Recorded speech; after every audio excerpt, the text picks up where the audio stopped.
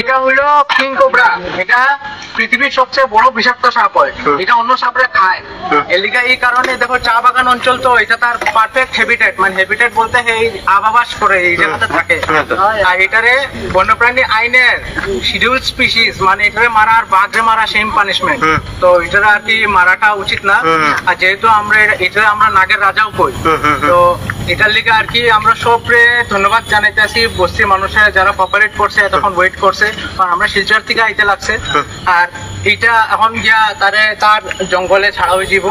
কিন্তু এটা আমি রিকোয়েস্ট করলাম সবরে যে কেউ সামনে আওয়াজ যাইও না। এটা এক খামারে একটা হাতিরে মারি দেয়, এক খামারে একটা হাতিরে মারার ক্ষমতা রাখলে আল্লাহ সাহেব একটা মানুষ কিচ্ছু না এটা সামনে। দেখছো তো মাথা গনা তুলিয়া যখন দাঁড়ায় কত আমরা সবাই পুরো ঘাম বাইর করে দিচ্ছি এই 5-10 মিনিটের ভিতরে। সাপটা 7-8 কেজি হইব, আর লম্বা 13 ফুট। আমরা দেখেন এটা রিজার্ভ ফরেস্ট যেখানে আছে, আমরা নিয়ার বাই ওই জায়গাতে ছাড়া। অ্যাকচুয়ালি লোকেশনটা আমরা ডিসক্লোজ কেন করি না, কারণ দেখেন এটা বহুত রেয়ার জানোয়ার। আর আমরা এটা চাই না যে অন্য মানুষরাও ফট করে জানুক যে এই জিনিসটা এই জায়গা ছাড়া।